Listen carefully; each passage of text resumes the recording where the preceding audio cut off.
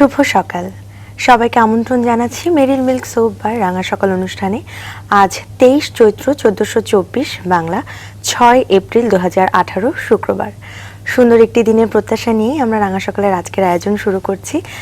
ছুটির দিনের আজকের এই সকালটা আরো বেশি রাঙিয়ে তোলার জন্য আমরা পুরো রাঙা সকাল পরিবার আপনাদের সামনে হাজির হয়েছি। চমৎকার কিছু আয়োজনও থাকছে, নিশ্চয়ই খুব ভালো লাগবে। আর সঙ্গে থাকবো আমরা দুজন, সঙ্গে আছে আমি লাবণ্য, কিবরিয়াও আছি। শুভ সকাল আমাদের সবার পক্ষ থেকে। দিনটা আমাদের সঙ্গে শুরু হলো, সেই শুভকামনা সবসময় আপনাদের সঙ্গে থাকে। আর আজকে যেহেতু ছুটির দিন লাবণ্য বলছিল, এবং ছুটির দিনে আসলে একটা প্রিপারেশন থাকে, একটা প্রস্তুতি থাকে যে পুরো সপ্তাহ জুড়ে যে আজকে ছুটির দিনটা কিভাবে কাটাবেন, যেই রকম প্রস্তুতি আছে সেটা যেন সাকসেসফুলি আপনারা কাটাতে পারেন, সেটার জন্য শুভকামনা। রাঙা সকাল মানেই সফল মানুষদের জীবন গল্প। যারা এখানে আসেন তারা কোনো না কোনো সেক্টরে সফল হয়েছেন, অনুকরণীয় হয়েছেন, অনুসরণীয় হয়েছেন, সেই সব মানুষদের জীবন গল্প আমরা খুব স্বল্প সময়ে তুলে ধরবার চেষ্টা করি। তো আজকে প্রথম ঘন্টায় যিনি আছেন তিনি একজন তথ্য প্রযুক্তি উদ্যোক্তা তৌহিদ হোসেন। চলুন তাকে আমরা জানার চেষ্টা করি। শুভ সকাল। শুভ সকাল, ভালো আছেন? জি ভালো আছি। এবং এত সকালবেলা নিশ্চয়ই ছুটির দিনে ঘুম থেকে ওঠা হয় না? নরমালি হয় না। তো আজকে আপনি আমাদের জন্য সময় দিয়েছেন, সেই জন্য প্রথমে ধন্যবাদ জানাচ্ছি। একেবারে ছোটবেলা থেকে শুরু করি, এটাই আমাদের অনুষ্ঠানের নিয়ম। জন্ম হয়েছে ঢাকার ধানমন্ডিতে। মানে ঢাকায় যারা আসলে এই 30-40 বছর আগে যারা ঢাকা দেখেছে তাদের কাছে আমরা জানতে চাই যে ঢাকাটা আসলে ওই সময় কেমন ছিল, কি দেখেছেন, বিশেষ করে ধানমন্ডি। ধানমন্ডিতে জন্ম, একটা হসপিটালে। সো বাসা ছিল আমাদের মালিবাগ। আচ্ছা আচ্ছা। তো আমাদের যেহেতু আমার স্কুল ছিল মানে মালিবাগের মতিঝিলে, সেন্ট্রাল গভর্নমেন্টে আমি পড়েছি। আচ্ছা। এখন নাম হলো মতিঝিল সরকারি উচ্চ বালক বিদ্যালয়, তখন সেন্ট্রাল গভর্নমেন্ট ছিল। সো আমার জন্মের পরে যেটা দেখেছি যে খুব বাসাবাড়ি খুব অল্প ছিল, স্বাভাবিক। এখন যেরকম হাই রাইজ বিল্ডিং গুলি ছিল তখন এত ছিল না। কিছু মাঠ পেয়েছিলাম যে মাঠগুলি এখন আমাদের নেক্সট জেনারেশন পাচ্ছে না। তাছাড়া আমাদের ট্রাফিকটা অবশ্যই অনেক কম ছিল, যেটা আমাদের এখন আমরা ট্রাফিক পাচ্ছি। জি। আর আমার যদি আপনার ছোটবেলা চিন্তা করেন যে আমার স্কুল শুরু হয়েছিল সেন্ট প্যাট্রিক্স গ্রামার স্কুল। আচ্ছা। তো সেখানে ক্লাস 4 পর্যন্ত পড়েছি। তারপরে আমি গিয়েছি মতিঝিল সরকারি উচ্চ বালক বিদ্যালয়। তো সেখানে আসলে স্কুলটা আমাদের অনেক বড় স্কুল ছিল। তো মাঠ থাকাতে আমার প্রচুর খেলাধুলা করা হতো। আর আমাদের এখন যেটা মনে পড়ে, স্কুলে সবসময় পিটিতে আমি ক্যাপ্টেন ছিলাম। সো টিফিন ফ্রি দিত আমাদের সরকারি। তো যেহেতু সরকারি স্কুল ছিল, তো প্রতিদিন আমাদের খুব টাইমটা থাকতো কখন টিফিন টাইমটা হবে, যেখানে যে আমরা টিফিনটা নিয়ে আসব। তাছাড়া আমাদের স্কুলের মাঝে মাঝে ফাঁকিও দিতাম অবশ্যই। স্কুল ফাঁকি দেয়নি এরকম মহাপুরুষ পাওয়া খুব মুশকিল। 2-1 হলো ফাঁকি দিয়েছে। তবে ফাঁকি দেওয়ার মজাটা একটু অন্যরকম, কিন্তু আবার ফাঁকি দিয়ে যদি ধরা পড়ে যায় সেটা কিন্তু আবার একটু সেটার মজাও মনে হয় অন্যরকম। রাইট। পরিবারের আদর শাসনের কথা একটু যাই। আদর করতেন কি, শাসন করতেন কি, বা প্রিন্সিপাল গুলো কি ছিল? আসলে আদর শাসনটা দুটোই ছিল। কারণ আসলে শাসন থাকলে কিন্তু ছোটবেলায় মানুষ হওয়া যায় না। দেখা যেত যে আমার বাবা বা মা ওনারা সব সময় খেয়াল রাখতেন যে আমি কি করছি না করছি, ছেড়ে দিয়ে রাখতেন, বাট চোখ থাকতেন। আমি একটা ছোট্ট একটা ঘটনা বলছি। যখন আমি ক্লাস 6 বা 7-এ পড়ি তখন ভিডিও গেমস খেলতাম। তো তখন ওই যে আপনার মোস্তফা নামে একটা গেম ছিল, খুব সময় নিয়ে খেলা হতো। তো একদিন খেলতে যাব, তো আমার বাবা জিজ্ঞেস কোথায় যাচ্ছে, আমি বলি না, প্রতিদিনই জিজ্ঞেস করে, আমি বলছি না। তো একদিন উনি ফলো করছে যে আমি আসলে কোথায় যাচ্ছি দেখার জন্য। তো আমি বুঝতে পেরেছি উনি আমাকে ফলো করছে। অনেকক্ষণ আমি অন্য রাস্তাতে যাচ্ছি, উনিও ফলো করছে, আমিও হাঁটছি। তো প্রায় হাফ অ্যান আওয়ার এরকম ওনাকে আমি দোষ দিলাম যে আমি কোথায় যাচ্ছি না বুঝে। পরে একসময় মনে হলো যে আসলে তো ঠিক হচ্ছে না। তো আমি পরে বলে দিলাম যে আমি গেমস খেলতে যাচ্ছি। পরে কি বকা দিয়েছিল নাকি? না, বকা দেয়নি, ও গেমস কিনে দিয়েছিল। শৈশবটা আসলে খুব বোঝা যাচ্ছে যে খুব চমৎকার ছিল। নিশ্চয়ই শৈশবের গল্প আরো শুনবো, তবে এ পর্যায়ে আপনার সম্পর্কে দর্শকদের একটু জানিয়ে দিয়ে আসবো। তৌহিদ হোসেন একজন তথ্য প্রযুক্তি উদ্যোক্তা। 2002 সালে ছাত্র জীবনে প্রতিষ্ঠা করেন তথ্য প্রযুক্তি নির্ভর প্রতিষ্ঠান ফিফোটেক। নানা চড়াই উতরাই পেরিয়ে আজ ফিফোটেককে দেশের অন্যতম সেরা প্রতিষ্ঠান হিসেবে তিনি গড়ে তুলেছেন। শুরুতে 2003 সালে কেবল টিভির ডিশ অ্যারেঞ্জের একটা সফটওয়্যার তৈরি করেন। 2008 সালে রাজধানীতে কল সেন্টার ব্যবসা শুরু হলে বিটিআরসি থেকে লাইসেন্স নেন। প্রথমে লন্ডন ও যুক্তরাষ্ট্রের কয়েকটি কোম্পানির কাজ দিয়ে শুরু করেন কল সেন্টারের কাজ। উল্লেখযোগ্য একটি বিষয় হলো তিনি প্রতিবন্ধীদের কাজের সুযোগ তৈরি করেছেন। তার প্রতিষ্ঠানে কয়েকশো প্রতিবন্ধী প্রত্যক্ষ ও পরোক্ষভাবে কাজ করছে। বর্তমানে Touhid Bangladesh international labour law organisation ILO ইন্ডাস্ট্রির প্যানেলিস্ট হিসেবে কাজ করছেন। বাংলাদেশ টেকনিক্যাল এডুকেশন বোর্ডের সাথে তাদের কারিকুলাম মডিউল ও ডেভেলপমেন্ট তৈরির সাথেও যুক্ত আছেন। এছাড়াও Bangladesh association of call centre and outsourcing secretary হিসেবেও দায়িত্ব পালন করছেন তিনি। আমাদের অতিথির কাছে আমরা আবারও ফিরে যাচ্ছি। এই গল্পগুলো নিশ্চয়ই ধারাবাহিকভাবে আমরা শুনব, কিভাবে এই শৈশবটা থেকে এই পর্যন্ত পথটা পাড়ি দিয়েছেন নিশ্চয়ই। তবে শৈশবের গল্পই যদি আবার একটু ফিরে যাই, পরিবারের কথা বলছিলেন, কয় ভাই বোন ছিলেন আপনারা? আমরা এক ভাই এক বোন, বোন বড়, তো আমি ছিলাম ছোট। সো 2 ভাই বোন আর আমার বাবা মা, 4 জন আমাদের ছোটবেলার ফ্যামিলি। জি। অ্যান্ড আমাদের বোন এখন বাইরে থাকে। আমার দুলাভাই হচ্ছেন শিপের ক্যাপ্টেন। সো দ্যাট বোন দুলাভাই দুজনই কাতার থাকেন, ওখানে ভাগ্নি আছে 2 জন। আর আমার বাবা মার আমরা এখনো একসাথে থাকি। না, বাবার কথা আপনি বলছিলেন এবং বাবা ফলো করছিলেন ওই সময়টাতে, ওই জায়গাটাতে একটু যেতে চাই। বাবা কি করতেন বেসিক্যালি ওই সময়? বাবা বিজনেস করতেন আর উনি কিছুদিন সার্ভিসও করেছেন। তো বেসিক্যালি আমাদের আব্বুর ছোটবেলা থেকে দেখেছি আগে বিজনেস ছিলেন, সার্ভিসে ছিলেন, বাইরে একটা কোম্পানির সাথে ছিলেন। আর আব্বু মুক্তিযুদ্ধ হওয়াতে হয়েছে যে আমাদের প্রচুর গল্প শোনা হতো যে উনি যুদ্ধের সময় কি করেছেন। এবং যেটা হয় যে আপনার 71 সনের যে মুক্তিযুদ্ধের সময় ঘটনা কিন্তু আমরা বইয়ে পড়েছি অনেক সময়, কিন্তু আব্বুর থেকে আমরা রেগুলারই শোনা হতো যুদ্ধের কি হয়েছে, ওনাদের অ্যাক্টিভিটি কি ছিল, ওনারা কি কি কন্ট্রিবিউশন করেছে। তখন থেকে একটা মানে যেটা হয় অটোমেটিক চলে আসে যে দেশের জন্য কি করা যায়। কারণ আসলে আমি পার্সোনালি সবসময় চিন্তা করতাম যে কোন কাজটা করলে এটার কন্ট্রিবিউশনটা বেশি হবে এবং সেখানে এটা মানে মেমোরেবল হবে এবং সেটা মনে থাকবে। তো তার জন্য আমার ছোটবেলায় ইচ্ছে ছিল যেমন আর্মিতে যাওয়ার। তো আমি চিন্তা করেছিলাম যে দেশের জন্য কাজ করব। তারপরে আমার একটা অপারেশন হলো, সো 97 এর দিকে বাইপাস। তো তারপরে তো আর্মিতে যাওয়ার পসিবল না। তখন আমি চিন্তা করলাম যে ওকে ফাইন, তো যেহেতু স্কুল থেকে কলেজে যাওয়ার মানে আগে অ্যাক্সিডেন্টটা হলো, তো আমি আর্মি থেকে এখন কম্পিউটার ইঞ্জিনিয়ার হব। তো এই গল্পগুলো আসলে আমরা বিস্তারিতভাবেই আসলে শুনতে চাই, কিভাবে অ্যাক্সিডেন্টটা হলো এবং স্বপ্ন ইচ্ছে সবগুলোই জানতে চাই। আমরা যেখানটায় ছিলাম যে কোনো একটা অ্যাক্সিডেন্টের কারণে আপনার যে এম ছিল যে আর্মিতে জয়েন করা, সেটা থেকে বোধহয় আপনার ছিটকে পড়তে হলো, রাইট? রাইট। আচ্ছা, কি ছিল অ্যাক্সিডেন্টটা? অ্যাক্সিডেন্টটা আসলে ছিল এটা কোয়াক্টেশন অফ এরোটা বলা হয়। আচ্ছা। সো এটা বাইপাস করে এটাকে সলভ করতে হয়েছে। তো হাই প্রেশার ছিল প্রচুর। তখন প্রেশার থাকতো আমার 110-200। 110-200? তো ভয়াবহ অবস্থা। মানে নেগেটিভ গরম থাকতো সব সময়। কোন ইনসিডেন্টের কারণে এরকম হয়েছিল না? এটা ন্যাচারালি ছিল। আচ্ছা আচ্ছা। তারপরে অপারেশনের পরে প্ল্যান চেঞ্জ করলাম যে না, এখন তো আর্মিতে হবে না। So now I am plan to, তখন কি ট্রেন্ড, দেখুন কম্পিউটার ট্রেন্ডটা তখন খুব শুরু হয়েছে। 97 এ আসলো, মানে অ্যাভেলেবল হচ্ছে। চিন্তা করে কম্পিউটার ইঞ্জিনিয়ার হই। সো দেন কম্পিউটার ইঞ্জিনিয়ার হওয়ার জন্য ওই যে আপনার যে সমস্যাটার কথা বলছিলেন, ওই সমস্যার কারণে কি পার্সোনাল লাইফে আর কোনো ক্ষতি হয়েছে, লাইক ক্যারিয়ারের দিক থেকে, পড়াশোনার দিক থেকে? আমার কাছে যেটা মনে হয় যে কোনো একটা বাধা হলে সেটা আরো বেশি ফাস্টার আগায়। এনি প্রবলেম যেটা হবে সেটা কিন্তু আসলে প্রবলেম না, কারণ অনেকগুলি সলিউশনের ওয়ে। আচ্ছা। তো সেসব করে যদি চিন্তা করি যে তখন হয় নাই, কিন্তু এখন কিন্তু যে লাইনে কাজ করছি এখানেও কিন্তু কন্ট্রিবিউশন করার সুযোগ পাচ্ছি।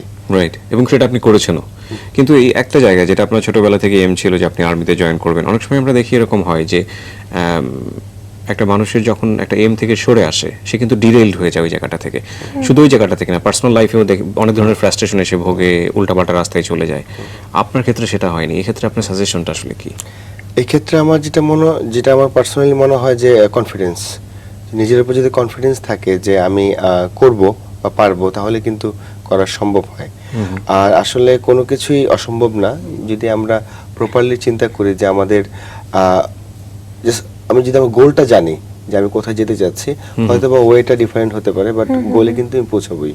রাইট, এবং পাশাপাশি বেশ কয়েকটা উইন্ডো খোলা রাখা, যে না এটাতে না হলে ওটাতে, ওটাতে না হলে ওটা। অবশ্যই অবশ্যই, এটা পাইপলাইনে যখন আমরা কাজ করব, একটা না হলে আরেকটা দিয়ে আমরা তখন ওয়েতে পৌঁছাতে পারবো। তো 1997 আপনি কম্পিউটার নিয়ে শুরু করলেন, তারপরের ধাপগুলো আমরা স্টেপ বাই স্টেপ একটু শুনতে চাই। আসলে কম্পিউটার ফার্স্ট যে কম্পিউটার যখন আমি কিনেছি তখন আমি জানতাম না র্যাম কি, হার্ড ডিস্ক কি। তো আইডিবিতে গেলাম, আইডিবি ভবনে তখন একটা কম্পিউটার ফেয়ার হচ্ছে। তো আমি আমার একটা ফ্রেন্ড গিয়েছিলাম টুটুল। তো যে আমরা চিন্তা করছি যে কম্পিউটার কোনটা ভালো। তো অনেক চিন্তা ভাবনা করে চিন্তা করলাম যদি বুঝতে পারছি না সব দোকান থেকে আমরা লিখি, একটা কাগজ নিয়ে লিখলাম র্যাম 4, র্যাম 8।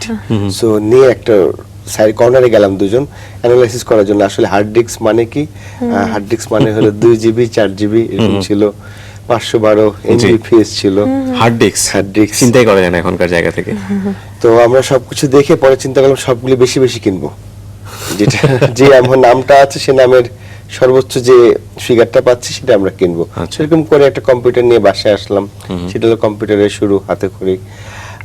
যেটা হয়েছে যে তখন প্রায় 6 মাস আসলে প্রিন্স অফ পার্সিয়া একটা গেম ছিল, ওইটাই খেলা হয়েছে খুব বেশি। অ্যান্ড দেন চিন্তা করলাম যে না কম্পিউটারটা কিভাবে কাজে লাগানো যায়। তো সিডি রমটা প্রবলেম হতো, যে ময়লা ঢুকলে আটকে যেত, সিডি রমে এখনো প্রবলেম হয়, সিডি কালচারটাই উঠে যাচ্ছে। সিডি এখন তো আমরা সবাই মোবাইল হার্ড ডিস্ক বা পেন ড্রাইভে ইউজ করছি। তখন আমি খুলে চেষ্টা করতে থাকলাম। ছোটবেলায় যেটা ছিল আমার একটা গাড়ি বা কোনো একটা কিছু যদি আব্বু নিয়ে আসতো, এটা ম্যাক্সিমাম হাফ এন আওয়ার থাকতো। তো সেটা খুলে না, দেখা বাসায় যায়। কিন্তু এটাকে অনেক সময় দেখা যায় যে কেউ খুলে ফেললে বাচ্চাকে অনেক পিটুনি দেওয়া হয়, বকাঝকা করা হয়, এটা করা উচিত না। সে যদি কিউরিয়াস হয় যে আসলে কি আছে ভিতরে, লক্কর চক্কর বা যেটাই হোক না কেন, খুলে একদম করে ফেলে, আমার মনে হয় এটাকে সাপোর্ট করা উচিত। অবশ্যই জি। সেটা থেকে আমার কিন্তু তখন ইন্টারেস্ট আসলো যে কি আছে। তখন দেখলাম যে সিডি রম খুলে সাদা একটা লেন্সের মতো, লেন্স তো এখন বলি, তখন তো বুঝি না লেন্স কি জিনিস। তো এটা মনে হলো একটু কানের কটন বাড নিয়ে আফটার শেপ দিয়ে ক্লিন করে দিলাম, তারপর সিডি রম ঠিক হয়ে গেল। আচ্ছা। সো সেখান থেকে চিন্তা যে না আসলে প্রবলেমগুলি হলে সেগুলি নিজেই কাজ করা যায়। তারপরে 99-এর দিকে আমাদের একটা কম্পিউটার ফার্ম ছিল, তারা অফিস শেখাতো, মাইক্রোসফট অফিস ওয়ার্ড শেখাতো। তো সেখানে আমি যে চিন্তা করলাম আমি একটু শিখি। তো শিখতে যে দেখলাম যে ওনারা আসলে অনেক কিছুতেই টেকনিক্যালি পারছে না, যে তাদের কাছে মানুষজন কম্পিউটার নিয়ে আসে ঠিক করতে। আচ্ছা। যেহেতু তারা একটা ট্রেনিং সেন্টার, তো অনেকেই কম্পিউটার প্রবলেম নিয়ে আসে কিন্তু তাদের কোনো সলিউশন ছিল না। তো যেহেতু আমি আমার কম্পিউটার কিছু কাজ পারতাম, তাদেরকে বললাম যে আসলে এক্সচেঞ্জ করি, তুমি আমাকে ফ্রি শেখাও, তোমাকে আমি কম্পিউটার সার্ভিসিং গুলি করা দিচ্ছি। ওকে, ওটা আপনি শিখেছিলেন কোথায়? নিজে নিজে কম্পিউটার সার্ভিসিং সবকিছু আফটার শেপ সলিউশন। জি। ওকে, তো তারপর আপনি গিয়ে ওটা কিভাবে সাপোর্ট দিলেন ওদের? সাপোর্ট কিভাবে উইন্ডোজ লোড করতে, তখন জাম্পার সেটিং ছিল মাদারবোর্ডে। আচ্ছা। এখন তো মাদারবোর্ডটা অটোমেটিক যে সেটআপ করলেই রান হয়ে যায়। তো জাম্পার সেটিংটা একটা ক্যাটালগ ছিল, ক্যাটালগ ভেরি সিম্পল, যে 1 আর 2 তে বসবে, পরে পরে বসাতে হয়, কিন্তু আমরা ম্যাক্সিমাম ক্ষেত্রে পড়তাম না। না পড়ার কারণে কিন্তু জাম্পারটা ভুল লাগালেই এটা ক্র্যাশ করতো বা প্রবলেম হতো। ওকে। সো এটা করে কত তখন আমি 300 টাকা করে নিতাম, আচ্ছা। যে আচ্ছা। একটা পুরো কম্পিউটার সেটআপ করে দিব 300 টাকা। তো দেখা Okay. যেত তখন টিউশনি করলে সারা মাসে পেতাম হলো, যদি করতাম আমি কয়েক মাস করেছি, 1000-1200 টাকা। তো আমি যদি প্রতি সপ্তাহে 2টা করে কম্পিউটার ঠিক করি তাহলে কিন্তু মাসে প্রায় 3000 টাকা চলে আসতো। একেবারে নিজে নিজেই ঠিক নিজে- করতেন কোনো ট্রেনিং ছাড়া? হ্যাঁ, এমনকি কোনো ঘটনা আছে যে কখনো ঠিক করতে পারেননি? তখন বলতাম যেটা নষ্ট হয়ে গেছে আর ঠিক করা যাবে না। কম্পিউটার সার্ভিসিং সেন্টারে আপনি তখন পার্ট টাইম একটা জব করছেন এবং ওখান থেকে আপনার খুব ভালো ইনকামও হচ্ছে সেই সময়টাতে। তো এরপরের স্টেপটা কি ছিল? তারপরে স্টেপটা ছিল কম্পিউটার সায়েন্সে ভর্তি হলাম। আচ্ছা। তো ভর্তি হওয়ার পরে যেহেতু আমি একটা কারিকুলাম একটু বেশি পছন্দ করতাম, আমি আসলে ক্লাস কম করতাম। তো দেখা যেত যে পরীক্ষার আগে খুব বেশি ক্লাস করতাম, পড়ালেখা করতাম। আর আমি পড়েছিলাম একটা প্রাইভেট ইউনিভার্সিটি, সেটার পিছনে একটা কারণ আছে, যেহেতু ইচ্ছা ছিল কম্পিউটার সায়েন্স। তো খুব ভালো স্টুডেন্ট না হওয়াতে জানি যে বুয়েটে চান্স পাবো না অথবা ঢাকা ইউনিভার্সিটি চান্স পাবো না। তো যেখানে পাওয়ার চান্স ছিল সেখানে আবার ভালো মতো পরীক্ষা দিইনি। গিয়েছি সব জায়গায়, ঢাকার বাইরেও পরীক্ষা দিয়েছি, ঢাকায় বিভিন্ন জাহাঙ্গীরনগরে পরীক্ষা দিয়েছি। তো আমি তখন আর পরীক্ষা ইচ্ছা মতো দেইনি, কারণ ইচ্ছা ছিল যে কম্পিউটার সায়েন্সই পড়বো। তারপরে ভর্তি হলাম ধানমন্ডি এশিয়া প্যাসিফিক ইউনিভার্সিটি। এটা আসলে খুবই মানে প্রাইভেট, তো বুঝতেই পারছেন যে খুব বেশি স্ট্রাকচারাল ছিল না তখন। এবং আমাদের একটা ছিল যে নিচে কমিউনিটি সেন্টার ছিল। তো দেখা গেছে যে আমাদের ম্যাক্সিমাম সময় খাওয়ার গন্ধ আসতো আমাদের ইয়াতে রুমের মধ্যে।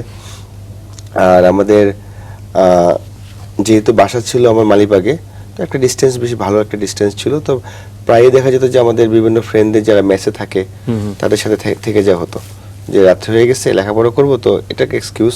তো তো আর যাবো না বাসায়। তো ওদের সাথে থাকার কারণে আমাদের যতগুলি ক্লাব ছিল সেখানে আমি কাজ করা শুরু করি, এবং লাস্টে আমি আমাদের ইউনিভার্সিটির সবগুলি ক্লাবেরই প্রেসিডেন্ট ছিলাম, যে কালচার আচ্ছা। Club, sports club, debating club, software যে ক্লাব।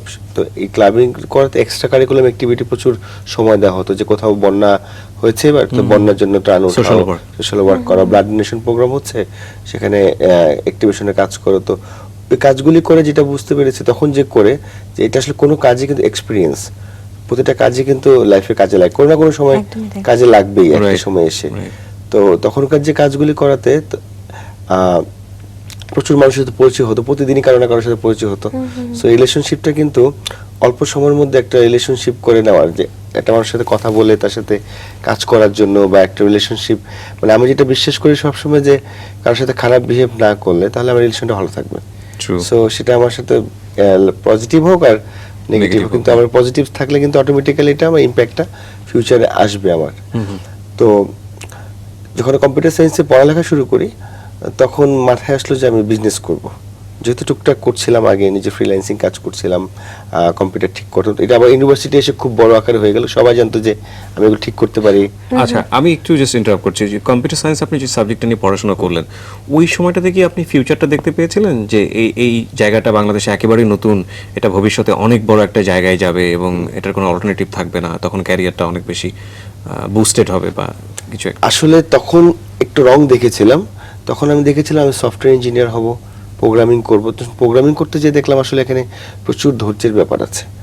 তো আমার দ্বারা এত ধৈর্য করে প্রোগ্রামিং কোডিং করা হবে না, বাট আমি তখন সফটওয়্যার ইঞ্জিনিয়ারিং পার্টটা পছন্দ করলাম, যে ডিজাইন করা। আচ্ছা, সো আমি যদি ব্যাকএন্ডটা ডিজাইন করতে পারি, যে কিভাবে জিনিসটা হবে, সো এটা তো অনেকগুলি পার্ট।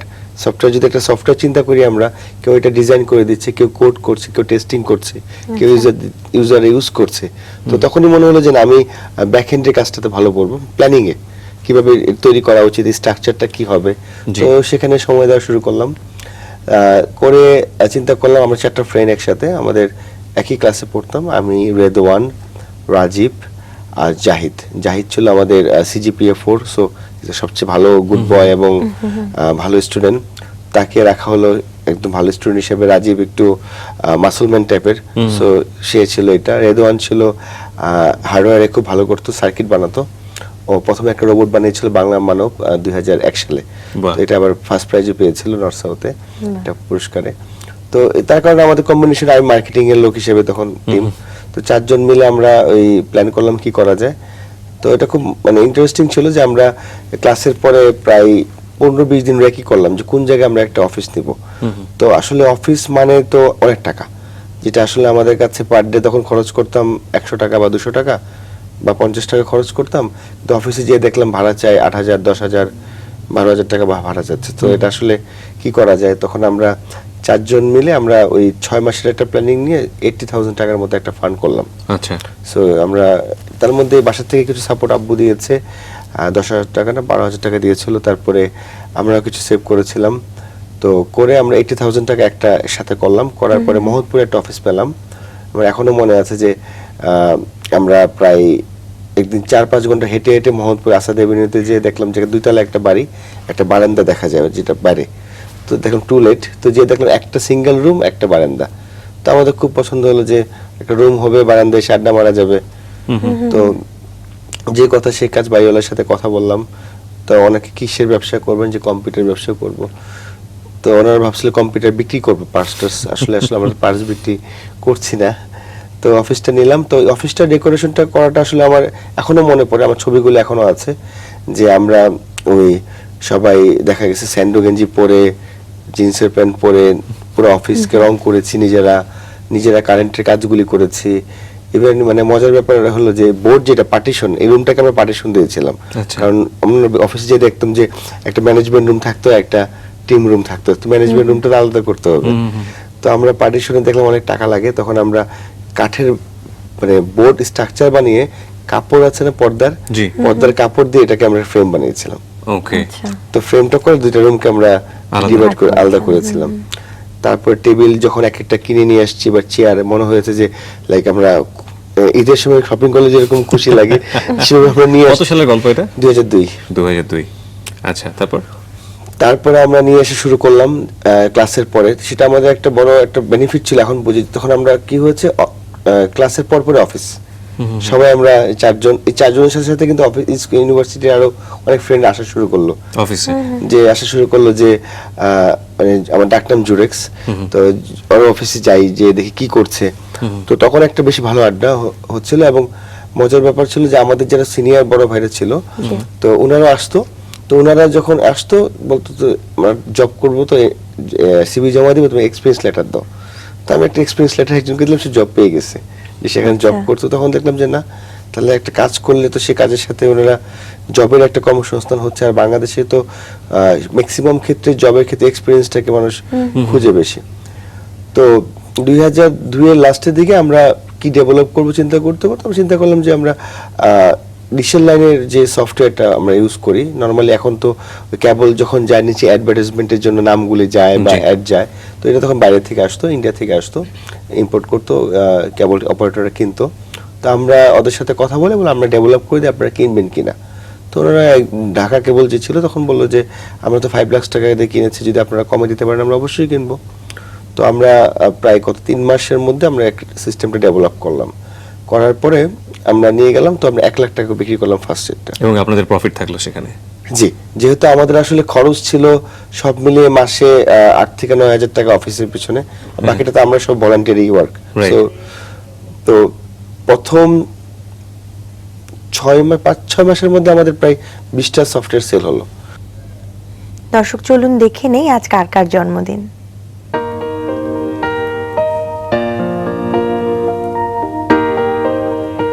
আজ তিলোত্তমা রেজা সুকন্যা দ্বিতীয় জন্মদিন। বাসাবো ঢাকা সুকন্যা, তোমাকে রাঙা সকালের পরিবারের পক্ষ থেকে অনেক অনেক শুভেচ্ছা।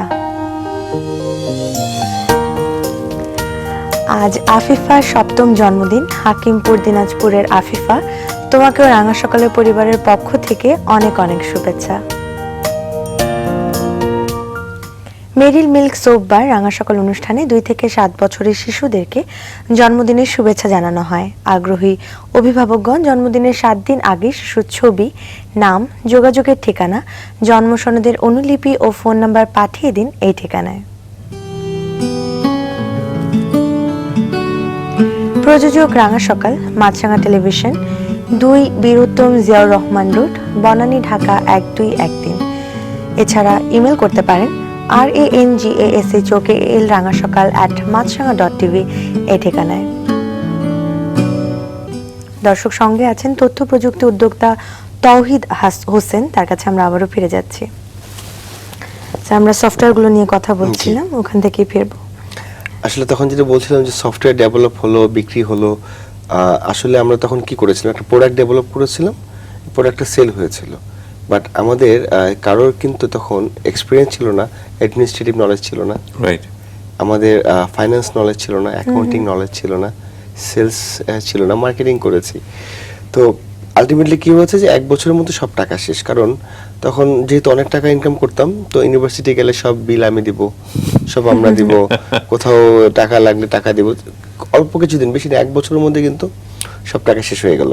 তো in the meantime PhD করার জন্য আমাদের 3টা ফ্রেন্ডই একই সাথে চলে গেল, 2জন ইটালি, একজন ইউএসএ তে। আচ্ছা। তো পুরো অফিসে আমি একা, যেহেতু একটা জিনিস শুরু করা হয়েছে সেটা তো আর বন্ধ রাখা যায় না। তো অনেক চিন্তা ভাবনা করে দেখলাম যে আমার ল্যাকিংস গুলি কি, তখন আমি একা হয়ে গেলাম, 3জন চলে গেল। সো আমার সাথে তখন 2-3 জন আমাদের স্টাফ ছিল, তো তারাও দেখে খুব ইনসিকিউরিটি ফিল করছে, যেহেতু কাজ আসছে না, কি করা যায় এরকম একটা ব্যাপার। তখন আমি কিছু সিকিউরিটি ক্যামেরা নিয়ে চিন্তা করলাম যে সিসি ক্যামেরা নিয়ে কাজ করি। তখন বাংলাদেশে সিসি ক্যামেরার একটা ডিমান্ড এত ছিল না, এখন যেরকম আমাদের ঘরে ঘরে অফিসে আছে। তো তখন এক্সপেন্সিভও ছিল, একটা প্যানাসোনিকের ক্যামেরা প্রায় 60-70,000 টাকা পর্যন্ত দাম পড়তো। 60-70,000 একটা সিকিউরিটি ক্যামেরা? জি, একটা ক্যামেরা, প্যানাসোনিকের ক্যামেরা আমি কিনেছি। এবং সেটার কোয়ালিটি নিশ্চয়ই আজকের কোয়ালিটির মতো ভালো ছিল না, আপডেটেড ছিল না? না, ওটা ভালো ছিল, কারণ ওটা ছিল যে আপনার কোয়ালিটি যদি বলেন ডেফিনেটলি রেজোলিউশন তো এখনকার মতো হবে না, সেটাই বলছিলাম। ওই সময়টা কিন্তু বাট লংজিভিটি অনেক ছিল। সার্ভিস যদি বলি, আচ্ছা লংজিভিটি, আচ্ছা লংজিভিটি এখন তো আসলে চায়নার প্রোডাক্টগুলি আমরা 3,000 টাকাতে পাই, 2,000 টাকাতে পাই, সো সেটা কিন্তু আপনার বেশি দিন যায় না, 1 থেকে 2 বছরের মধ্যে কিন্তু নষ্ট হয়ে যায়। ওই ক্যামেরাগুলি এখনো আমি শুনি যে 7-8 বছরও চলেছে। আচ্ছা। তো তখন আসলে আমরা ডিবিআর কার্ড মানে একটা কম্পিউটারের মধ্যে এসিসি ক্যামেরাটা আমরা সেট করতাম ম্যাক্সিমাম ক্ষেত্রেই। তখন আমি কিছু কোম্পানিতে কাজ করি, যেটা হলো সিমার্ক, চিটাগাং, আপনার কিছু অ্যাপার্টমেন্টগুলিতে কাজ করি প্যাকেজ করে। বাট আসলে ওটা সাস্টেনেবল ছিল না, কারণ সিকিউরিটি ক্যামেরাতে আমার প্রচুর ইনভেস্ট লাগতো। রাইট। আর আমি যদি ডিভাইসগুলি না আনতাম চায়না থেকে বা বাইরে থেকে, তাহলে কিন্তু আমি আলটিমেটলি বাংলাদেশে লোকাল সোর্সিং করে আমি বিজনেস করে এটা আমার সার্ভাইভ করা টাফ হচ্ছিল। তখন চিন্তা করলাম যে আসলে আমার মেইনলি প্রবলেমটা হচ্ছে কোথায়, যেগুলি বললাম যে অ্যাডমিনিস্ট্রেটিভ নলেজ নাই, আমার প্রজেক্ট ম্যানেজমেন্ট নলেজ নাই, কাস্টমার সার্ভিস নলেজ নাই, সেলসে নলেজ এত বলা চলে না, নিজে শেখা। কারণ নিজে শেখা এই কারণেই বলছি, যখন সিকিউরিটি ক্যামেরার কাজটা শুরু করি তখন তো আসলে জিন্সের প্যান্ট পরতাম, স্বাভাবিক, যেটা ইউনিভার্সিটি যে গেট আপটা ছিল সেটাই পরতাম। তো কোথাও কোনো বিল্ডিংয়ে বা অফিসে গেলে গেট থেকে মোটামুটি একটা তাচ্ছিল্য করে বের করে দিত, কোথায় আসছেন, এই কোম্পানি আসছি। তখন আমার 4টা বিজনেস কার্ড ছিল, আমার এখনো মনে পড়ে, কার্ডগুলো আমি রেখেও দিয়েছি। একটা চেয়ারম্যান, একটা এক্সিকিউটিভ, একটা জিএম, আর একটা মনে হয়েছিল ম্যানেজার টেকনিক্যাল বা সামথিং লাইক দ্যাট। তো এই 4টা সুযোগ বুঝে যেটা সুযোগ বুঝে লাগতো সেটা আমি দিয়ে দিতাম। তো দেখা যেত চেয়ারম্যানের কার্ডটা হয়তো সব জায়গায় পারফেক্ট হতো না। ইন দ্য মিন টাইম কি কোম্পানি রেজিস্ট্রেশন করা হয়েছে বা ট্রেড লাইসেন্স ছিল? ট্রেড লাইসেন্স 2002 সাল থেকে আমার সিটি কর্পোরেশনে যেটা থাকে। কর্পোরেশন। আচ্ছা, ওকে। সো এই ট্রেড লাইসেন্সটা মোহাম্মদপুর থেকে করেছিলাম, এই অ্যাড্রেসে করেছিলাম। তো কার্ডের যে প্রবলেমটা হয়েছিল, যে কার্ডের সাথে আমার আপনার ট্রেড লাইসেন্সে করার পরে যে 2 বছর যে বিজনেসটা গেল, তারপরে কিন্তু আমরা ওই যখন যাচ্ছি কোনো অফিসে তখন আমি অ্যাক্সেসটা পাচ্ছিলাম না। তারপর যে নর্মাল প্যান্ট পরি, শার্ট পরি, দেখলাম যে না 30% ক্ষেত্রে আমি ঢুকতে পারছি। যখন থেকে টাই পরলাম 50% হয়ে গেল। যখন স্যুট টুট পরলাম দেখলাম যে না, সবাই আসসালামু আলাইকুম দিয়ে ঢুকাই দিচ্ছে। তার মানে কি হচ্ছে, বাংলাদেশে কিন্তু মানুষজন কাপড়ের ইয়াটা পোশাকি মর্যাদা খুব বেশি দেয়। এন্ড তারপরে আমি কিছু জায়গায় সেল করলাম। তখন 2004-এ চিন্তা করলাম যে না, আসলে আমার আর কিছু অভিজ্ঞতা দরকার, কারণ বিজনেসে সার্ভাইভ করতে গেলে, যেটা আমি এখন সবাইকে বলতে চাই, যে ডিরেক্টলি বিজনেসে আসলে অনেক কিছু মানুষ লস খায়, এটা আসলে লস না, এটা ল্যাক অফ এক্সপিরিয়েন্সের জন্য এই কাজটা হয়।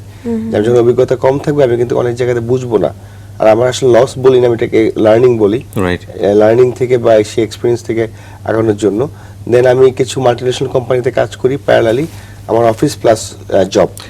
এই কমিউনিকেশনগুলো আপনি করতেন কিভাবে? লাইক একটা প্রতিষ্ঠানে যাওয়া, সেখানে নক দেয়া, চাইলেই তো হবে না, বিকজ এখানে তো আপনার মতো অনেকেই যেত ফ্যাসিলিটি দেওয়ার জন্য। তো সেখানে কম্পিটিশনে টিকে থাকা, যেটা সবচাইতে একটা ইনিশিয়াল কোম্পানির জন্য সবচেয়ে টাফ জব, যে একটা মাল্টিন্যাশনাল কোম্পানি বা অন্য কোনো ভেন্ডর বা যেটাই হোক না কেন, যার কাছে গিয়ে আমি যে বেস্ট এই সার্ভিসে, এটা বোঝানো, এটা আপনি কিভাবে করতেন?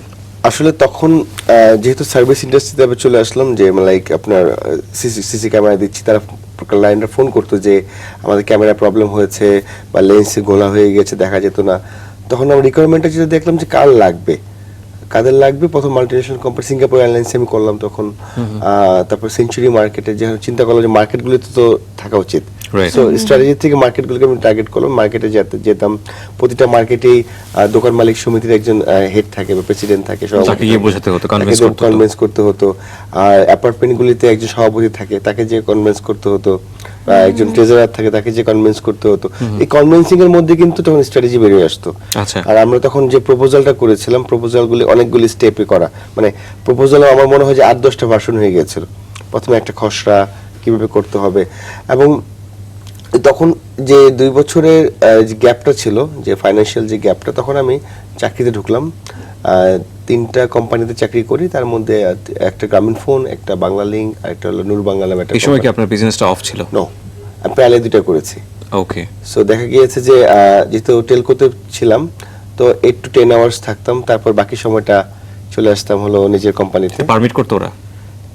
আসলে তারা তখন জানতো না অনেক সিক্রেটই বের হয়ে যাচ্ছে আজকে। হ্যাঁ, জানতো না। আর আসলে যেহেতু আমরা কম্পিটিটর ছিলাম না, এটা জানলে হয়তো প্রবলেম হতো না, কারণ আমি তো সেম ট্রেন্ডে বিজনেস ছিল না। সো এটা আমার সফটওয়্যার ছিল বা আমাদের সার্ভিসের ছিল। তো গ্রামীণ ফোনে বাংলা লিঙ্কে কিছুদিন কাজ করি, ওটা ডিস্ট্রিবিউশন শিখি, যেটা আমাকে পরবর্তীতে প্রায় হিউজ একটা অ্যামাউন্ট বিজনেস আমাকে হেল্প করেছে, আমি এটা বলবো। আর যখন আমি ডিস্ট্রিবিউশন শিখি বাংলা লিঙ্কে, তখন আমি দেখেছি কিভাবে একটা ফ্লেক্সি লোড করলে বা টপ আপ করলে কিভাবে রুট থেকে টপে আসতেছে। সো লাইক আমরা যদি দেখি আপনার জোন, এরিয়া, টেরিটরি, রিজিয়ন, তো এটা কিন্তু আসলে একটা নেটওয়ার্ক। সো নেটওয়ার্কটা কিন্তু কাজ না করলে আসলে, লাইক আমাকে যদি আপনি একটা ঘড়ি দিয়ে বলেন যে ঘড়িটা ডিস্ট্রিবিউশন করতে হবে, আমি কিন্তু পারবো, কারণ আমি জানি যে কিভাবে আসলে একদম কোথায় কোথায় দিতে হবে, কোন চেইনে মেনটেন করতে হবে। সেই Right. চেইনটা আমাকে কারেন্টলি বিজনেসগুলোতে খুব হেল্প করছে। তারপরে আমি চিন্তা করি যে গ্রামীণ ফোনে থাকতে কাস্টমার সার্ভিস শিখলাম, প্রজেক্ট ম্যানেজমেন্ট শিখলাম, দেন প্ল্যানিং ডিভিশনে ছিলাম। তো অনেকগুলি কাজ করার পরে একটা কিছু অভিজ্ঞতা হলো। তারপরে বাংলা লিঙ্কের ডিস্ট্রিবিউশনে কিছুদিন কাজ করে নিলাম। তারপরে দেখলাম যে আমার ফাইন্যান্সে কোনো অভিজ্ঞতা নাই, যে অ্যাকাউন্টস ফাইন্যান্স, যেহেতু আমার ব্যাকগ্রাউন্ড ছিল CSC. Then I join Noor Bangla as a finance manager. তো এটা রেফারেন্সে জয়েন করেছিলাম। একটা ফ্রেন্ড ছিল, সে বাইরে চলে যাবে, তো তার জিএম ছিল আনোয়ার সাদাত, ইজিপশিয়ান ভদ্রলোক। তো ওনার সাথে কথা বললাম। আর আমার ইন্টারভিউতে আজ পর্যন্ত আমি কখনো সেকেন্ড হয়নি, মানে আমি 3 জায়গায় জবের জন্য ইন্টারভিউ দিয়েছিলাম, 3 জায়গায় টিকেছিলাম। সো এটা আমার একটা খুব কনফিডেন্স আছে যে আমি কোথাও গেলে কনভিন্স করে চলে আসতে পারবো। বিউটিফুল। সো সেখানে যে আমি নূর বাংলায় গেলাম, যেহেতু আমি ফাইন্যান্স ব্যাকগ্রাউন্ড না, তারপরে এজ এ ফাইন্যান্স ম্যানেজার হিসেবে জয়েন করলাম। তো আচ্ছা। জয়েন করে আফটার 17 ডেজ পরে দেখলাম আসলে আমার এখানে আর থাকার কোনো মানে হয় না, কারণ বাংলাদেশে ফাইন্যান্স বলতে কোর ফাইন্যান্সিং এ যেটা আসলে কাজ হয় না, ম্যাক্সিমাম হয় ইনভয়েসিং করা, পিও দেওয়া। সো আলটিমেটলি এখানে ক্রিয়েটিভিটি আমি কিছু পাচ্ছিলাম, বাট হ্যাঁ, the formatting standard and debit কি, ক্রেডিট কি, সবকিছু মোটামুটি এখানে একটা 17 দিন পরে আমি রিজাইন দিলাম। Then I set my mind যে আমি এখন ফুল টাইম বিজনেসে যাব, নাও আই এম রেডি। তো তখন 2007 থেকে লাস্টের থেকে আমি আবার ফুল টাইম বিজনেসে সময় দেওয়া শুরু করলাম। ডেটা এন্ট্রি কাজ, তখন আসলে আমি এখন যে বিজনেসে আছি কল সেন্টার, তখন এটা ইন্ডাস্ট্রি শুরু হয়নি। 2008 এর দিকে আমরা বিটিআরসির সাথে কথাবার্তা বললাম যে কিভাবে আমরা বিজনেসটা করতে পারি। ততদিনে আপনার বিজনেসের ক্যাপিটাল কিছু দাঁড়িয়েছে? না, তখনও দাঁড়িয়েনি, কারণ আমাদের যেটা হয়েছে যে আমি সবসময় বলি আমার অফিসে পানি খাওয়ার গ্লাসটা ইনকাম থেকে কেনা, মানে পকেট থেকে পয়সা দিয়ে ইনভেস্ট করা কিছু হয়নি। সময় দিয়ে মনে করেন যে আমি একটা টেবিল কিনলাম, 2 মাস কাজ করলাম, আমি একটা চেয়ার কিনলাম। বুঝতে পেরেছি। সো যে আয়টা হতো সেটা দিয়েই একটা ব্যবসার কাজেই আসলে ব্যবসার লাগানো। কাজে কিন্তু লাগানো। এখানে খুব ক্রুশিয়াল একটা পয়েন্ট আছে। আপনি যে 3টা কোম্পানির কথা বলেছেন, আপনি জব করেছেন, গ্রামীণ ফোনে করেছেন, বাংলা লিংকে করেছেন, বা লাস্টে যেটা করলেন, সেগুলো খুবই বড় বড় প্রতিষ্ঠান, এবং এগুলো এই জব বাদ দিয়ে আবার সেই বিজনেসে ফিরে যাওয়া, যেটার ক্যাপিটাল বলতে গেলে কিছুই দাঁড়ায়নি, এই ডিসিশনটা তো খুব টাফ একটা ডিসিশন দেখেন, ছিল। আমি গ্রামীণ ফোনে যখন ছিলাম বা বাংলা লিংকে যখন ছিলাম, আমি আমার স্যালারির টাকাটা কিন্তু অফিসের জন্য এক্সপেন্স করতাম। তখন যে বিজনেস করতাম, মানে অফিসটা রাখতে হবে, আচ্ছা। তো আমি দেখা 20-25 হাজার টাকা স্যালারি পেতাম, ওইটা আপনি বিজনেসে ইনভেস্ট করতাম, অফিসটায় ভাড়া দিতাম বা ম্যানেজ করতাম। কারণ আলটিমেটলি আপনি যদি রুটটা না থাকে তাহলে কিন্তু আপনি ঝামেলা পড়বেন। আচ্ছা। সো আমার যদি অফিসটা না থাকতো তাহলে কিন্তু আজকে আমি ফিভোটেকে এই জায়গায় নিয়ে আসতে পারতাম না, তখন ইন্টারেস্ট চেঞ্জ হয়ে যেত। মানে বিষয়টা এরকম ছিল যে না, আমি যাই করি না কেন আমি আমার বিজনেসের জন্যই করছি। ফোকাস ছিল এটা। মানে জব করলেও আমি সেটা বিজনেসের জন্যই করছি। সো বিজনেসটাকে আমি একদিন সামনের দিকে এগিয়ে নিয়ে যাব। Right, it's a very important point. Okay, তারপরে কি হলো? তারপরে আপনার 8 এর দিকে ডেটা এন্ট্রি কিছু কাজ শুরু করি।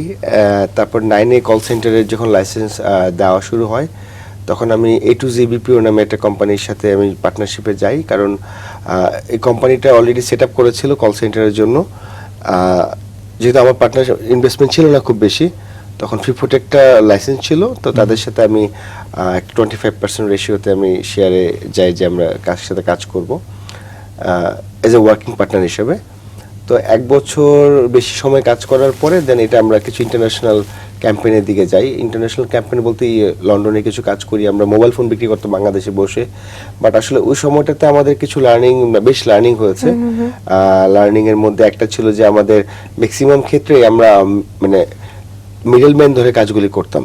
লাইক আমরা আসলে বুঝতাম না, আমি একটা কাজ দিয়ে এক্সাম্পল দিতে পারি যে আমি একটা লন্ডনে একটা কাজ করলাম যে প্রায় মাসে 10,000 পাউন্ড দিবে আমাকে। আচ্ছা। তো প্রতিদিন ক্লায়েন্টের সাথে কথা হতো, লন্ডনের নাম্বারে ফোন করতাম, স্কাইপে কথা বলতাম, ইমেল করে যোগাযোগ হতো। তো প্রথম মাসে কাজ করার পরে বিল পাঠালাম, যেটা হয় 10,000 পাউন্ডের বিল। তারা বলছে আমি তোমাকে ব্যাংক ট্রান্সফার করে দিয়েছি। তো আমরা ওয়েট করছি, ব্র্যাক ব্যাংক আমার অ্যাকাউন্ট ছিল আসবে। পরের মাসে 15 তারিখ হয়ে গেল, টাকা তো আর আসে না, বুঝছেন। তারপরে আমরা বারবার ফোন করছি, সে হ্যাঁ তো তহিদ অলরেডি সেন্ড ইউ মানি, তো জাস্ট ওয়েট। ঠিক আছে, তো কিছু তো বলাও যায় না ক্লায়েন্ট। রাইট। তো ব্যাংকে যাই, ম্যানেজার তো খুব বিরক্ত, আমাকে দেখলেই বলতো যে তুই সে টাকা আসে নাই। কল সেন্টার 2009 সাল থেকে যখন আমরা শুরু করে তখন আমাদের খুব এক্সপেন্সিভ ছিল খরচ। না, ওই রেজাল্ট কি দাঁড়ালো? টাকা তো ইয়ে হয়ে গেল, পেলাম না। কারণ আমার এক ফ্রেন্ডকে পাঠালাম ইউকেতে, তার অফিসে যেয়ে দেখলাম অফিসটা ভুয়া।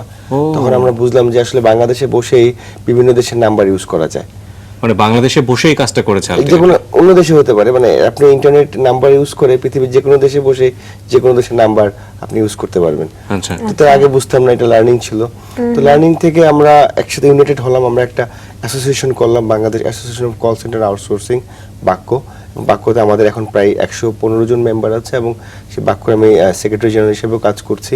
তো এই কাজ করার পিছনে যে সময়টা গিয়েছে, প্রথম আমরা ইন্টারন্যাশনাল মার্কেটের পিছনে কাজ করলাম, দেন 2011 থেকে ডোমেস্টিক মার্কেটে প্রচুর সময় দিলাম এবং ডোমেস্টিক মার্কেটে যত বড়গুলি কোম্পানি আছে, টেলকোস, তারপর financial sector, tourism, hospital sector, তারা আমাদেরকে সার্ভিসগুলি নেওয়া শুরু করলো। এবং 2015 সালে আমরা একটা বিপিও সামিট করলাম, যেখানে আমাদের মাননীয় আইসিটি অ্যাডভাইজার সচিব অজিত উনি সময় দিয়েছিলেন এবং আমাদের মানে প্রতিমন্ত্রী যে আছেন জুনায়েদ আহমেদ পলক উনি সময় দিয়েছেন। এবং তারপরে কিন্তু ধারাবাহিকভাবে আমরা তৃতীয়বারের মতো করতে যাচ্ছি আগামী 15ই এপ্রিল, যেখানে আমরা প্রায় বাংলাদেশের বাইরে থেকে 20 জনের মতো স্পিকার আসছে এবং অলমোস্ট প্রায় বাংলাদেশ থেকে 80 স্পিকার আমাদেরকে সময় দিয়েছেন এবং 10টার মতো সেমিনার হচ্ছে সম্পূর্ণ বিনামূল্যে, যেখানে আমাদের অনেকগুলি ফোকাস আছে। যেহেতু আমার মেইন ফোকাসটা হলো তরুণদের কর্মসংস্থান, তো সেখানে কিন্তু আপনার তরুণদের জন্য একসময় টিউশনি ছাড়া কোনো পার্ট টাইমের অপশন ছিল না বা জব ছিল না। তো আমাদের বিপিও সেক্টরে কাজ করলে সে অটোমেটিক্যালি কিন্তু তার স্টুডেন্ট লাইফে কিন্তু সে এক্সপিরিয়েন্সও হচ্ছে, তার ইনকামও হচ্ছে। তাহলে নর্মালি যেটা ছিল যে সবসময় বাবা মার কাছে বলতো দাও টাকা দাও, বাট এখন কিন্তু এটা করলে বলতো টাকা নাও। তো এই জায়গায় চেঞ্জ করার মাইন্ডসেটটাতে আমরা কাজ করছি। তো আগামী 15 এবং 16 এপ্রিল যে আমাদের ইভেন্টটা হচ্ছে বিপিও সামিট 2018 সোনারগাঁ হোটেলে 2 দিন ব্যাপী হচ্ছে, যেখানে আমরা অন স্পটে চাকরির ব্যবস্থা আছে, আমাদের সিভি ড্রপ করার ব্যবস্থা আছে ওখানে, এবং 10টি টপিকসে আছে, যেখানে ওয়েবসাইট একটা আছে আমাদের www.bposummit.org.bd, সেখানে গেলে আমাদের ডিটেইলসটা পাওয়া যাবে। যে 15 এবং 16 তারিখ 15 এবং 16 তারিখ কোথায় হচ্ছে এটা? সোনারগাঁ হোটেলে হচ্ছে। ওকে, সো আমাদের দর্শক যারা আছেন তারা দেখলেন, তারা যদি ইন্সপায়ার হন তারা যাবেন ওখানে নিশ্চয়ই। জি, এবং একই সাথে যে বাংলাদেশের যে কোম্পানির যারা আমরা কাজ করছি, আমি স্পেশালি বাংলাদেশে বসে ফেসবুকের কাজ করেছি ডিরেক্টলি, আমি সিসকোর কাজ করেছি, বিএমওয়ার এর কাজ করেছি, লজিটেক বাংলাদেশ আমার ক্লায়েন্ট, লজিটেকের যে আমরা হেডফোন মাউস কিবোর্ড এগুলো ইউজ করেছি তার জন্য, আকিজ গ্রুপ, আবুল খায়ের গ্রুপ, শিওর ক্যাশ, তারা আমার ক্লায়েন্ট। তো আমরা অনেক জায়গায় কাজ করছি, আমরা কল সেন্টারে কাজ করছি। সার্ভিসটা কি দেন আপনারা, হার্ডওয়্যার এবং সফটওয়্যার দুটোই? আসলে আমার সার্ভিস টোটালতে হচ্ছে মানে 3টা পার্টে ভাগ করা। একটা হলো যে সফটওয়্যার, হার্ডওয়্যার সার্ভিস, আচ্ছা। Focusing on the service. So আমরা দিচ্ছি ডাটা এন্ট্রি সার্ভিস দিচ্ছি, আমরা ডিজিটাল মার্কেটিং দিচ্ছি, আমরা স্কিলস ডেভেলপমেন্ট দিচ্ছি, আমরা কল সেন্টার দিচ্ছি, কাস্টমাইজ প্রোডাক্ট একটা হাব হয়ে গেছে আমরা বলতে পারি। জি, এটা হাব হয়ে গিয়েছে এবং সেখানে আসলে মানুষকে সিঙ্গেল পয়েন্ট সলিউশন দেওয়ার ট্রাই করি, যে কোনো একটা ক্লায়েন্ট আসলে আউটসোর্সিং এর যেটা আমি পারি না সেটা আমি কারো থেকে সোর্সিং করে এনে দিচ্ছি, সো দ্যাট টাকা একটা জায়গাতে সে সার্ভিসটা নেবে। কারণ মানুষ কিন্তু আউটসোর্স করে হেডেক কমানোর জন্য, যদি সে হেডেক নিতে হয় তাহলে কিন্তু সে আউটসোর্স করবে না। It's like one stop centre, one stop solution. Fifotech নামটা এই জন্য first in first out company. So তখন চিন্তা করেছিলাম যারা ফার্স্ট আসলে ফার্স্ট সার্ভিসটা আমরা তাদেরকে দিব। এবং একই সাথে যদি আমরা দেখি যে টোটাল আমাদের যে ইকোসিস্টেমের মধ্যে যে আমাদের এখন প্রায় 40,000 লোক কাজ করছে আমাদের ইন্ডাস্ট্রিতে, আমরা টার্গেট করেছি 1 লাখ, সো দ্যাট আমাদের প্রতিটা কোম্পানির কিন্তু গ্রোথ রেট আমার টার্গেট হলো 60 to 70% target for the employment generation. যেমন আমার কোম্পানির টার্গেট আছে আমার অ্যাটলিস্ট এখন প্রায় 300-এর মতো লোক কাজ করছে, যেটা আমাকে অ্যাটলিস্ট 1,500 লোক নিয়ে যেতে হবে নেক্সট ইয়ারের মধ্যে, নিয়ে যেতে হবে। সো এটার টার্গেট আমাদের। না, কিন্তু এখানে যারা ফিজিক্যালি চ্যালেঞ্জড তারাও কাজ করছে, তারা কাজ করতে পারছে বিকজ অফ, দেখেন যে মানুষটা কানে শুনতে পাচ্ছে না বাট সে কিন্তু টাইপ করতে পারছে, ডাটা এন্ট্রি করতে পারছে। আমাদের এখানে এরকম কাজ করছেন যারা মানে একটা হাত নেই কিন্তু আরেক হাতে সে মাউস কিবোর্ড দিয়ে একজন ভালো মানে সুস্থ মানুষ থেকে বেশি কিন্তু বা সমকক্ষ কাজ করছেন। এবং ওনাদের সাথে আমাদের কাজ করে যেটা অভিজ্ঞতা হলো খুব লং টাইম কাজ করেন। আচ্ছা, এবং প্রফিট ওরিয়েন্টেড। এই প্রশ্নটা এই কারণেই করছি যে একজন বিজনেসম্যান কিন্তু তার প্রফিটটাই ফার্স্ট দেখবেন, দেখেন তো ইনিশিয়াল ইনভেস্টমেন্টটা হাই, আচ্ছা, বাট লং টার্ম ইনভেস্টমেন্ট মানে রিটার্নটা অনেক বেশি। ও, কারণ ওনারা জবটা শুরু করতে চেঞ্জ করতে চায় না। আচ্ছা, এটা আমাদের অন্য ক্ষেত্রে হয় যে কেউ যদি ক্যারিয়ার চেঞ্জ করতে চায় অথবা বেটার অপরচুনিটি, সো প্রফিটের জায়গা থেকে আমরা দেখতে পাচ্ছি তারা আসলে প্রফিটেবল। অবশ্যই অবশ্যই। ওকে ওকে। এবং আমাদের টোটাল যে কলিগদের মধ্যে প্রায় অলমোস্ট প্রায় 45-50% ওমেন হওয়াতে এটা আমাদের জন্য একটা সুবিধা, যে আমাদের কাজের জন্য যেহেতু সমকক্ষ আমরা বলছি সব জায়গাতে সাপোর্টটা দিতে পারছি, আমাদের এনভায়রনমেন্টটা ভালো এবং আমাদের 24 আওয়ার্স কাজ হয়, সো দ্যাট তো যে কোনো টাইমিং এর জন্যই যারা কাজ করতে চায় তাদের জন্য এটা একটা ব্যালেন্সিং করা যায়। এবং কাজ তো অনেক রকম। আমরা রিসেন্টলি ফাইন্যান্সিয়াল অ্যাকাউন্টিং আউটসোর্সিং শুরু করেছি, আমরা রিসেন্টলি মেডিকেল স্ক্রাইবের কাজ করছি, আমরা অ্যাকাউন্ট লিগ্যাল প্রসেস করছি। তো বাংলাদেশে বসে বিভিন্ন কোম্পানির আমরা অ্যাকাউন্টিং হিসাবগুলি করে দিচ্ছি। রাইট, এই উইংস গুলো দিনকে দিন বাড়তেই থাকবে। বাড়তেই থাকবে। কিন্তু আমরা ওই জায়গাটায় আরেকবার একটু রিকল করতে চাই যে ইনিশিয়ালি কোনো পকেটে পয়সা ছিল না, ছোট্ট একটা রুম ভাড়া নিয়ে জি। কাপড় দিয়ে আলাদা করে একটা ছোট্ট একটা রুম থেকে বিজনেসটা শুরু হলো, এবং এটা এখন 300-র অধিক মানুষের কর্মসংস্থানের ব্যবস্থা করেছে, কিছু ফিজিক্যাল চ্যালেঞ্জড পিপলদের জন্য। আর অ্যাচিভমেন্ট তো অসংখ্য আছে, কিন্তু এটা যদি একটা রাউন্ড ফিগারের জায়গা থেকে চিন্তা করি যে কত টাকা আর্থিক মূল্যমানের প্রতিষ্ঠান হিসেবে দাঁড়িয়েছে, আপনি কি বলবেন? আচ্ছা, যদি ভ্যালুয়েশন বলেন আপনি, এখানে অনেকগুলি সেক্টরে বাংলাদেশে ভ্যালুয়েশন করে বা বাইরে ইন্টারন্যাশনাল করে। এটা আমাদের এখন টার্নওভার প্রায় মানে $1 মিলিয়ন প্লাস আমাদের টার্নওভার আছে। $1 মিলিয়ন? জি, প্লাস মতো আছে, এবং কিছু ক্ষেত্রে বেশিও হয়। কত বছর লাগলো?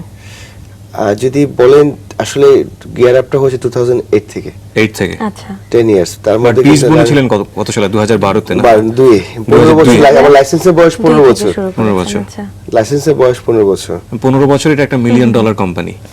জি, অ্যাচিভমেন্ট, গ্রেট অ্যাচিভমেন্ট। একদম সবকিছু মিলিয়ে যদি মানে কি মোরাল, কি প্রিন্সিপাল থাকলে একটা মানুষ নিজেকে এই জায়গাটায় নিয়ে যেতে পারে, সেই জায়গা থেকে যারা উদ্যোক্তা হতে যাচ্ছেন আজকের এই অনুষ্ঠানটা দেখে, বিশেষ করে আইটি সেক্টরে, কি বলবেন? আসলে সবাই বলে যে আমার বিজনেসে ইনভেস্টর নাই, পার্টনার নাই, লাগবে। আমি যেটা বিশ্বাস করি, আমার ইনভেস্টর হলো আমার মাথা, ব্রেন, অ্যান্ড পার্টনার আমার দুটো হাত। সো যদি আমি হাত এবং ব্রেন ঠিক থাকে তাহলে আসলে কাজ করতে কোনো প্রবলেম হয় না। আর আরেকটা জিনিস, ফোকাসটা থাকা অবশ্যই, কারণ আমরা ম্যাক্সিমাম ক্ষেত্রে রিসার্চ করি না যে আসলে কি করা উচিত। Right. আমরা মনে করি যে এই কোম্পানিটা ভালো করছে, সেম কোম্পানি আমি এটা খুলে ফেলি। আর সেই কোম্পানি ভালো করছে মানে তার একটা স্ট্র্যাটেজি আছে। জি। So আমি স্ট্র্যাটেজি না জেনে কিন্তু আমি ইনভেস্টমেন্ট করলেই হবে না। সো আমাকে সেখানে জানতে হবে, জেনে সেখানে ইনভেস্টমেন্ট করতে হবে। True. Any business is good যদি আপনি স্ট্র্যাটেজি করে, একটা পানের দোকান দিলেও ভালো True. যদি আমি লাভে নিয়ে আসতে পারি। True. সো আমাকে স্ট্র্যাটেজি করে করতে হবে, এবং একই সাথে আমাকে ক্যালকুলেশন করতে হবে যে আমার রিটার্ন অফ ইনভেস্টমেন্টটা কি ঠিকমতো উঠে আসতেছে কিনা, এবং লং টার্মে আমাদের সেটা কোনো জায়গায়, স্পেশালি আমরা যেটা বলি যে ওপেক্সে যে আমরা ঝামেলায় পড়ে যাই। Right. আমরা একটা অ্যামাউন্ট নিয়ে বিজনেসে নামি, ক্যাপিটালে যে আমরা ঝামেলায় সব পড়ে খরচ করে ফেলি, রাইট। Okay. এবং অপারেশন এক্সপেন্সে যে কিন্তু আমরা 2 মাস 3 মাস স্যালারি দিয়ে বলি যে আমার বিজনেস লস খেয়েছে আর সো বসে গেলাম, বসে এটা গেলাম। যেন না হয়। অনেক অনেক ধন্যবাদ, অনেক বেশি ইন্সপায়ার্ড। আমার ধন্যবাদ। মনে হয় যারা আজকে দর্শক ছিলেন তারাও অনেক বেশি উৎসাহিত হলেন। আপনাকে ধন্যবাদ সময় আপনাদের দেওয়ার জন্য। ধন্যবাদ।